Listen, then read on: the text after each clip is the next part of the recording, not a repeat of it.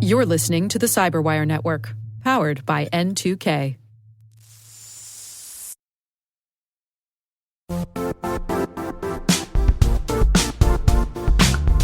We've all been there. You realize your business needs to hire someone yesterday. How can you find amazing candidates fast? Well, it's easy. Just use Indeed. When it comes to hiring, Indeed is all you need. Stop struggling to get your job post noticed. Indeed's sponsored jobs helps you stand out and hire fast. Your post jumps to the top of search results so the right candidates see it first. And it works. Sponsored jobs on Indeed get 45% more applications than non-sponsored ones. One of the things I love about Indeed is how fast it makes hiring. And yes, we do actually use Indeed for hiring here at N2K Cyberwire. Many of my colleagues here came to us through Indeed. Plus, with sponsored jobs, there are no subscriptions, no long-term contracts. You only pay for results. How fast is Indeed? Oh, in the minute or so that I've been talking to you, 23 hires were made on Indeed, according to Indeed data worldwide. There's no need to wait any longer. Speed up your hiring right now with Indeed. And listeners to this show will get a $75 sponsored job credit to get your jobs more visibility at Indeed.com/Cyberwire. Just go to Indeed.com/Cyberwire right now and support our show by saying you heard about Indeed on this podcast. Indeed.com/Cyberwire. Terms and conditions apply. Hiring? Indeed is all you need.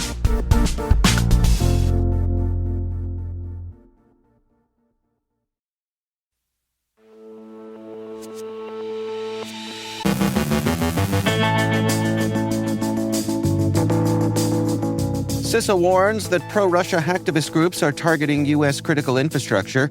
Google patches 3 new Chrome 0 days. North Korean actors exploit React to Shell to deploy a new backdoor. Researchers claim Docker Hub secret leakage is now a systemic problem. Attackers exploit an unpatched 0-day in Gogs, the self-hosted Git service. IBM patches more than 100 vulnerabilities. Storm 0249 abuses endpoint detection and response tools. The DOJ indicts a former Accenture employee for allegedly misleading federal customers about cloud security. Our guest is Kavitha Mariappan, Chief Transformation Officer at Rubrik, talking about understanding and building resilience against identity-driven threats. And a malware tutor gets schooled by the law.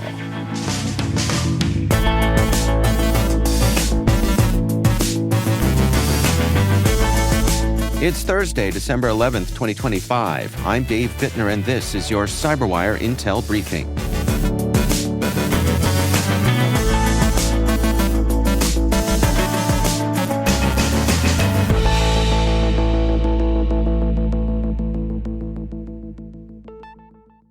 Thanks for joining us here today. It is great, as always, to have you with us.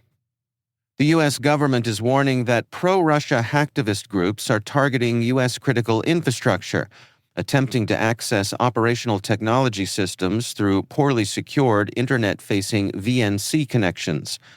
An advisory from the FBI, CISA, NSA, and international partners identifies 4 main groups: Cyber Army of Russia Reborn, also known as CAR, Z-Pentest, No Name 05716, and Sector 16, which have recently targeted water and wastewater facilities, food and agriculture, and the energy sector. These actors are considered unsophisticated but opportunistic, using brute force attacks to access human-machine interfaces with weak or default passwords, then modifying device settings, disabling alarms, and causing operational disruptions. Some groups show ties or indirect alignment with Russian state interests, with CAR in particular linked by researchers to the GRU. The DOJ has also announced related indictments. Although current impacts have been limited, authorities warn the activity could escalate. CISA urges OT operators to harden authentication, reduce internet exposure, and strengthen recovery plans. Elsewhere, global cybersecurity agencies have issued their first unified guidance on using artificial intelligence in critical infrastructure, signaling a shift from theory to practical safeguards. The document warns that AI introduces new safety and reliability risks for OT, including model drift and unsafe process changes. Agencies stress that large language models should not make safety decisions. They recommend strong architectural boundaries, push-based data flows, and human oversight.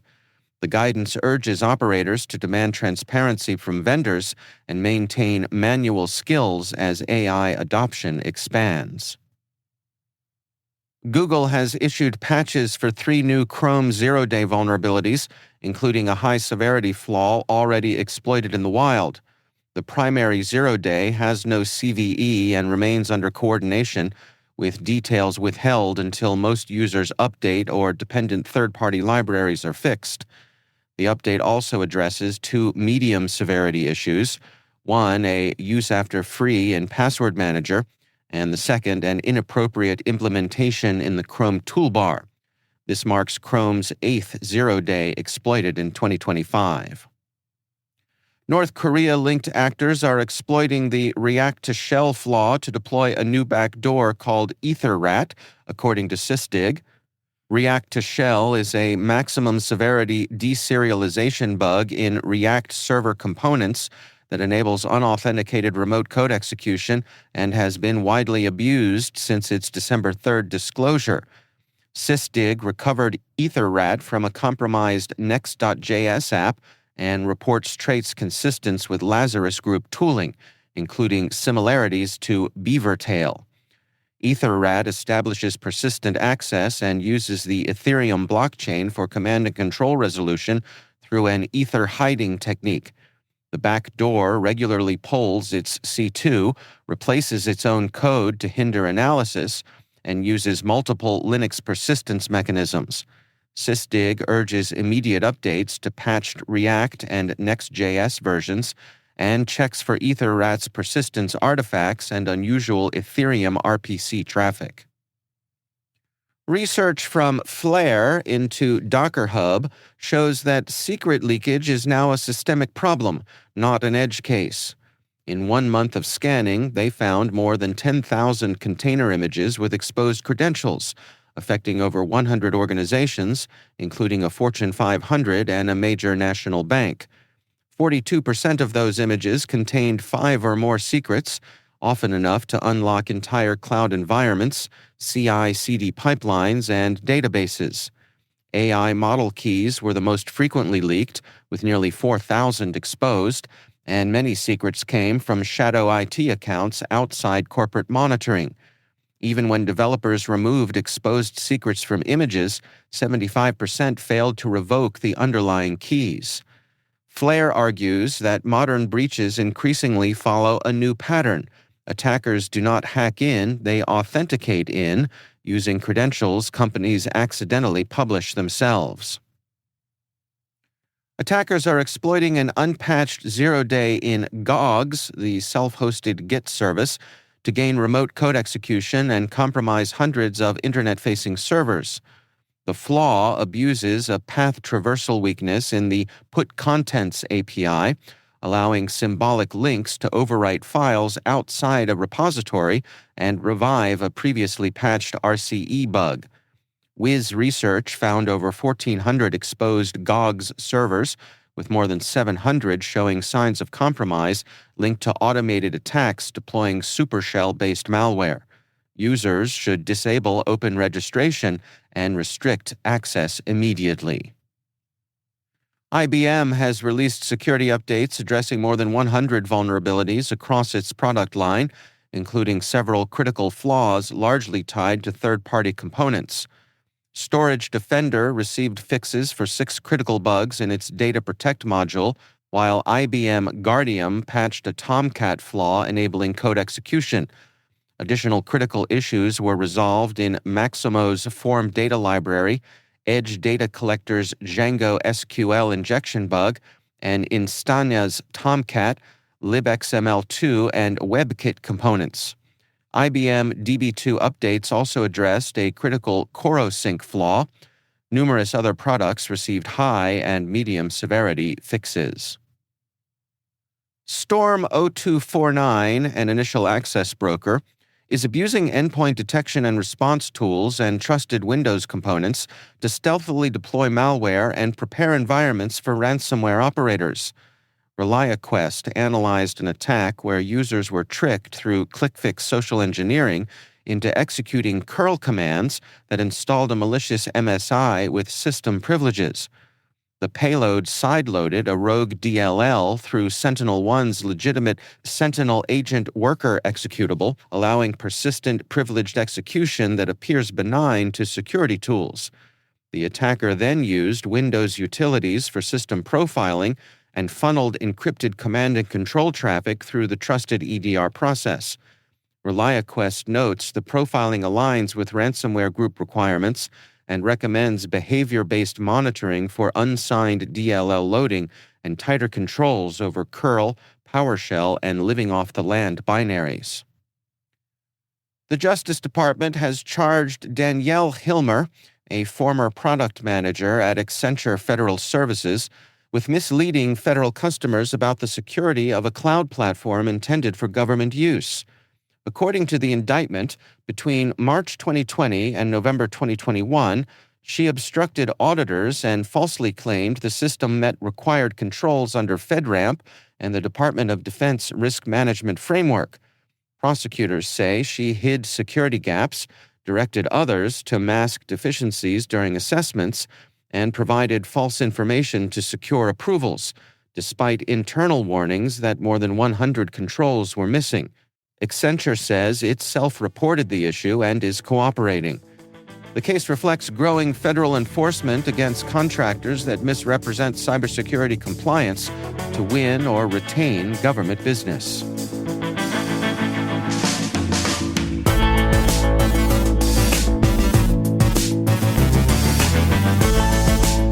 Coming up after the break, my conversation with Kavitha Mariappan, Chief Transformation Officer at Rubrik. We're discussing building resilience against identity-driven threats. And a malware tutor gets schooled by the law. Stay with us.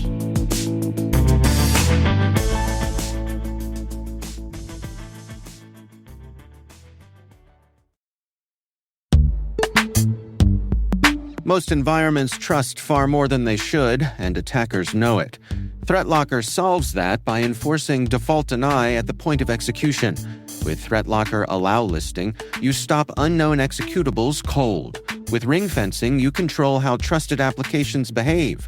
And with ThreatLocker DAC, Defense Against Configurations, you get real assurance that your environment is free of misconfigurations and clear visibility into whether you meet compliance standards. ThreatLocker is the simplest way to enforce zero-trust principles without the operational pain.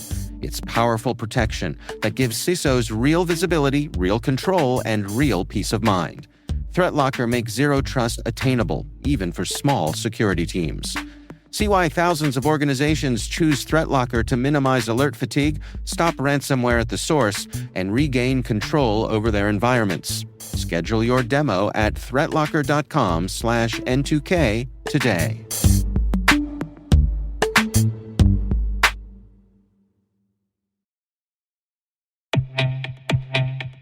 AI is transforming every industry, but it's also creating new risks that traditional frameworks can't keep up with. Assessments today are fragmented, overlapping, and often specific to industries, geographies, or regulations. That's why Black Kite created the BKGA3 AI Assessment Framework to give cybersecurity and risk teams a unified, evolving standard for measuring AI risk across their own organizations and their vendors' AI use. It's global, research-driven, built to evolve with the threat landscape, and free to use. Because Black Kite is committed to strengthening the entire cybersecurity community. Learn more at blackkite.com.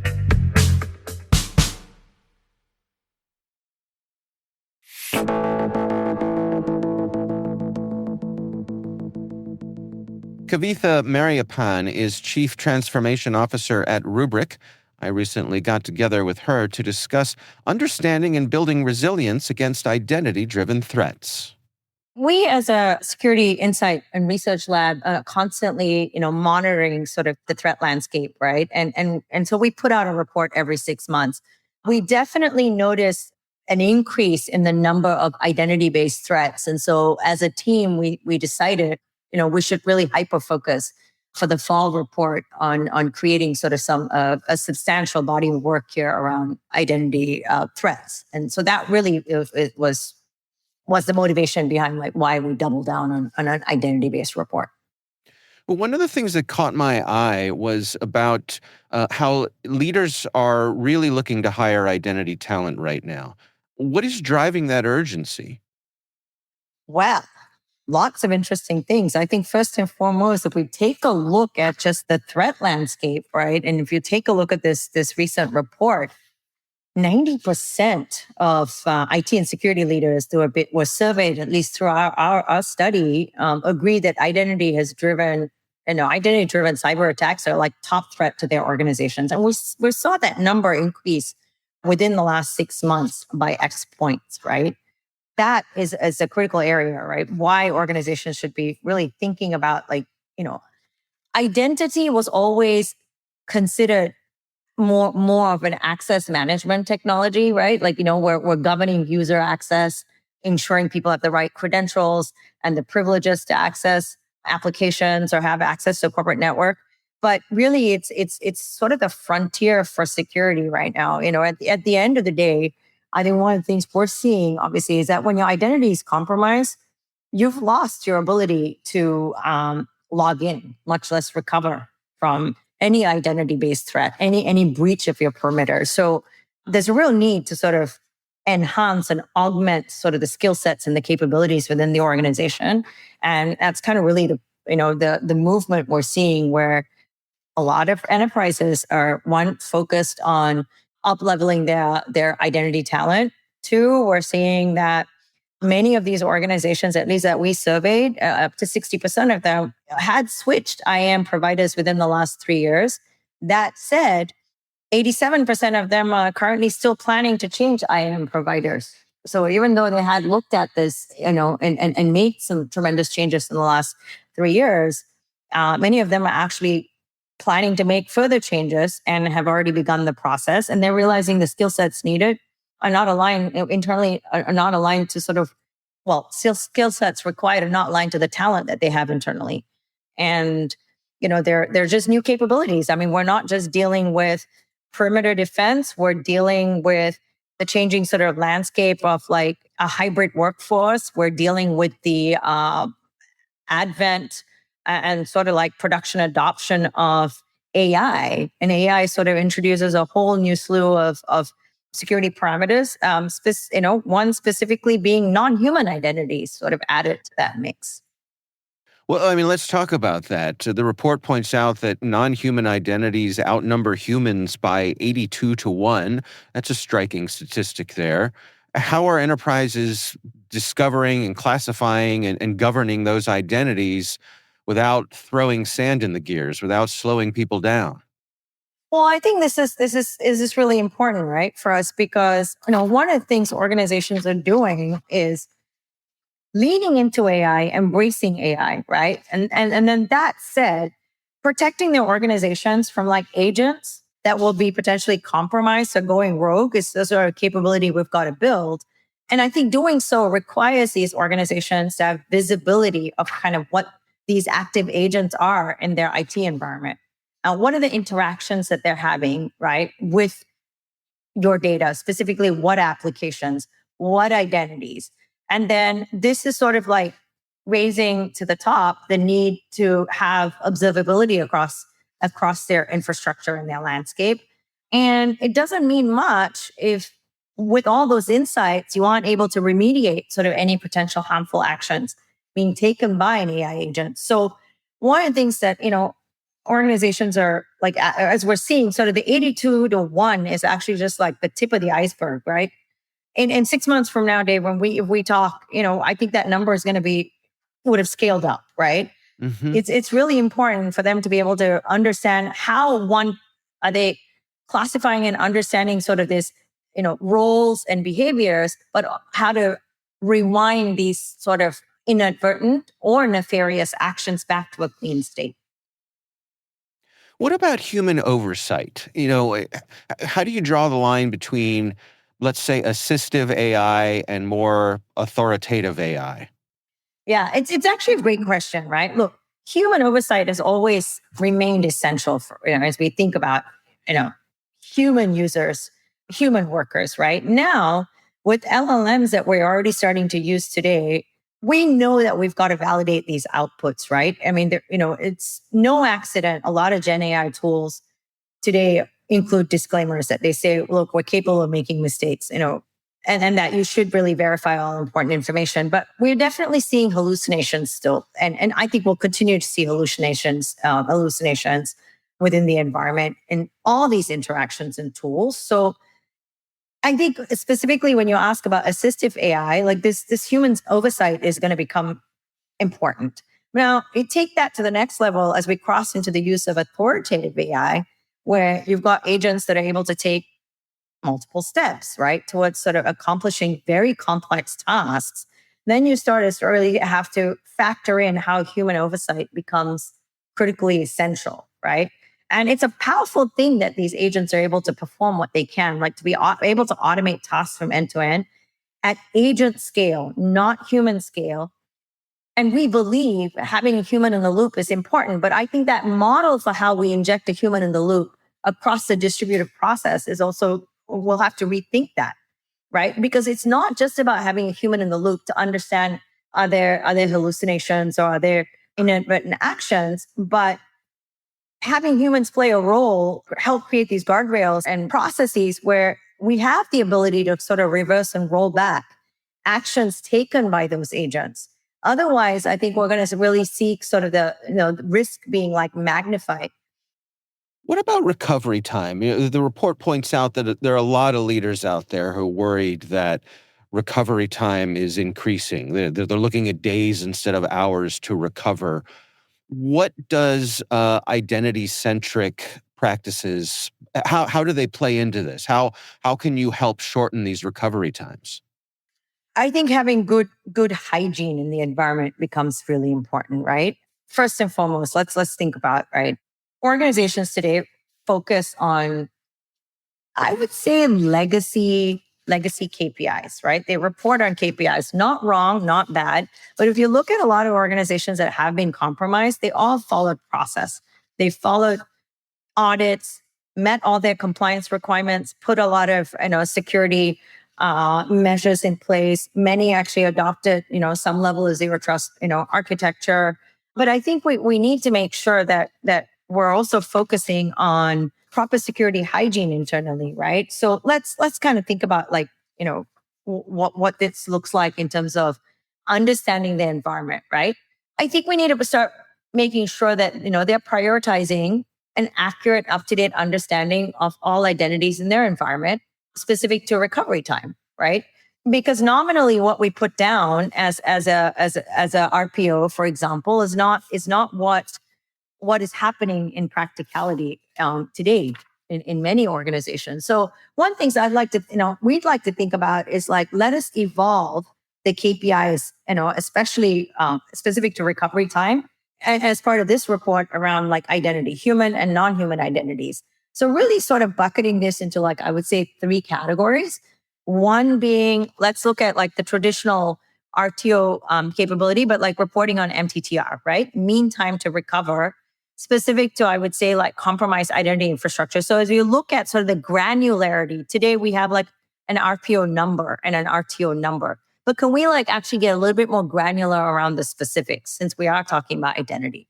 What is the MTTR specific to your identity infrastructure? So this could be a real critical measure for CISOs that are actually looking to establish a baseline for identity resilience, right? In order to be a little bit more informative, I mean, it must be based on some of the simulated recoveries of the identity infrastructure.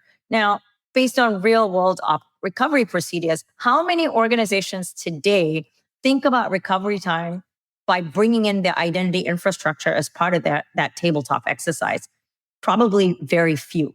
Second is actually thinking about recovery times from the perspective of resilience benchmarking against your industry peers. So what it takes for a a hospital network versus a retail chain versus another a manufacturing organization could be very different. And for a lot of CISOs to sort of start to really transform kind of what their recovery metrics are, what their resilience metrics are, like what they report on, it becomes important for them to understand what their peers are doing, right? So we need to start thinking about baselining some of this and providing a measurement that's sort of relative to the industry, because what healthcare does is different to manufacturing. And I think like this is where we need to start educating boards and business leaders and the business themselves, business meaning like the business unit, on what is relevant to their industry and what are the benchmarks are and where they are. Let's talk some practical solutions here. I mean, the report points out that there are a lot of companies who are switching their IAM providers. What's your advice to folks who are switching here? If I'm a security professional, are there pitfalls I should avoid? Are there things I should absolutely be looking for? What are your words of wisdom? Switching IAM providers, like let's think about, I think first and foremost, it's a recognition, like identity compromise without doubt is like an attack vector of choice for threat actors, right? And I think one key area where a lot of organizations have invested in from an identity perspective is cloud native identity infrastructures and solutions. The thing is, many of these were rarely designed with security in mind. They were designed with access in mind. So I think this is an area like, if I had to impart any thoughts here, we need to start thinking about this from a perspective of being purpose-built for this new paradigm that we're in, right? And I think summarizing some of our conversation is, I said, thinking about switching IAM providers, think about the type of identities in your organization that require protection. So they're no longer just your users, bringing in your human users that are within your organization, your third party, your contractors, and now start bringing in your machine and and agentic identities, or your non-human identities. So really start to think about kind of what your attack surface looks like and what kind of solution or provider best enables that. And then finally, I would say different solutions obviously provide a different range of capabilities, but go back to like core zero trust principles, right? What are those core tenets? How does that align to kind of your ability to enforce least privilege access, things like role-based access control? So really insist on strong security controls for IAM systems. And as you're doing that, this is non-negotiable, right? But as you're doing that, it is also really important to understand how these solutions are, and these providers are also going to align with your evolving initiatives, right? If you're deploying AI, and factor recovery and resilience into that. You take Active Directory, for example, the manual process to recover Active Directory is fairly laborious and is multi-step. How are you going to be able to ensure that you have a one-click orchestrated recovery for that?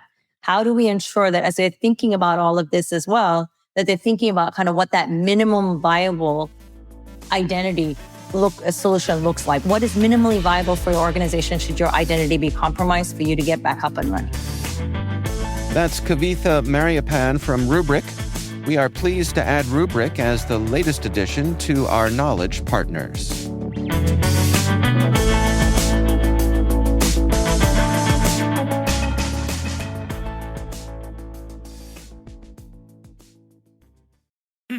Oh, Hilton, stay. Your beds are soft and cozy. No lumpy couch, no stiff futon, no shower line at crack of dawn. Oh, Hilton, stay. Oh, Hilton, stay. When you want holiday comfort you can count on, it matters where you stay. Enjoy comfortable rooms and friendly service when you stay with Hilton instead. Save up to 25% this season when you book with Hilton. Hilton for the stay. Terms apply. In Walmart's Huluville, time was ticking away. Only a few nights left till the big holiday. But last-minute gifters had no need to worry. Walmart Express Delivery got their gifts in a hurry. From Nintendo to Nespresso and Lego flowers, they could check off their lists in as fast as an hour. All of Huluville, East, West, South, and North, could order gifts up until 5 p.m. on December 24th. So this holiday, just do as the Who's do. With gift delivery this fast, they all gasped. From Walmart? Who knew? Subject to availability, terms and fees apply.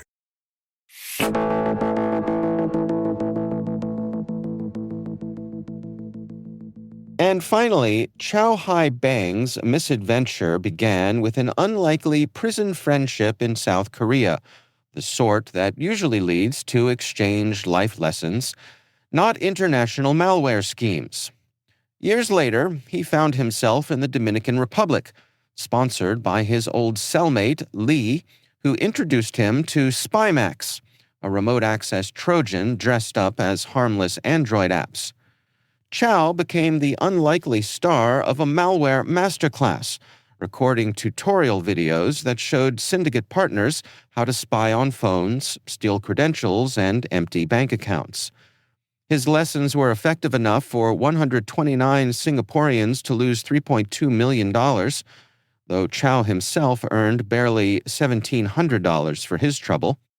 When the operation unraveled, he was arrested and extradited. Now sentenced to 5.5 years, Chow stands as Singapore's first case of someone prosecuted not for writing malware, but for teaching it. Proof that in cybercrime, even being the tutorial guy carries serious consequences.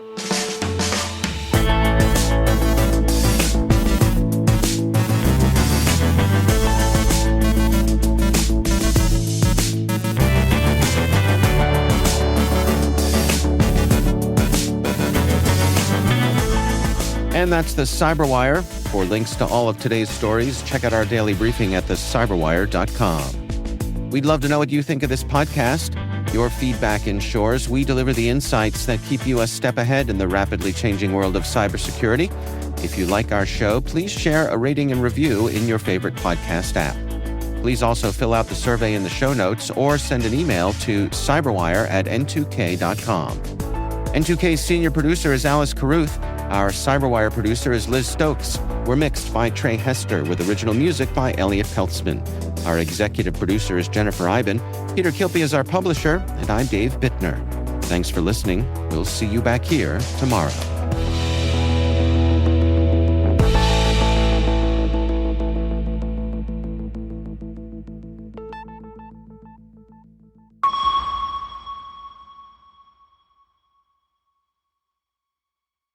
So you want to start a business.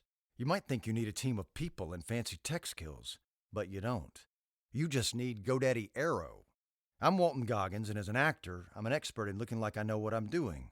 GoDaddy Aero uses AI to create everything you need to grow a business. It'll make you a unique logo. It'll create a custom website. It'll write social posts for you and even set you up with a social media calendar. Get started at GoDaddy.com/Aero. That's GoDaddy.com/AIRO.